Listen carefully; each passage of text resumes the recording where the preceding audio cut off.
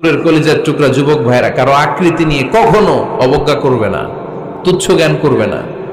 এটা কবিরা গুনাহ, এটা আল্লাহ খুব অপছন্দ করেন। এর কারণ আকৃতিটা আমাদের হাতে নাই।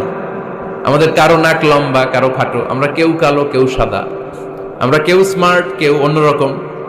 তো এই যে আমাদের এক এক ধরনের আকৃতি, এটা কি আমি বানাইছি? আপনি বানাইছেন?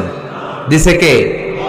এই জন্য কারো দেহের গঠন নিয়ে যদি আপনি অবজ্ঞা করেন, এটা প্রক্ষান্তরে আপনি স্রষ্টাকে নিয়ে অবজ্ঞা করলেন।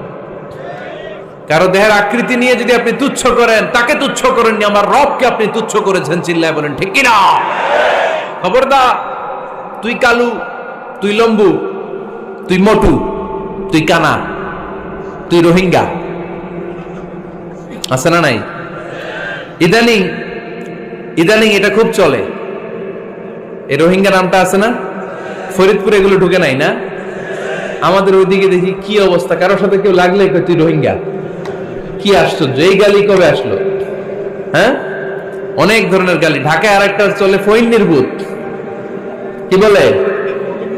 এই এগুলো আগে শুনি নাই আমরা, রিসেন্ট এগুলো বলা শুরু করছে। ফইন নির্বুত, রোহিঙ্গা না, এগুলো বলে আপনি কাউকে অবজ্ঞা করতে পারবেন? পারবেন না। খবরদার, এটা কবিরা গুনাহ, এটা ছোট গুনাহ মনে করবেন না।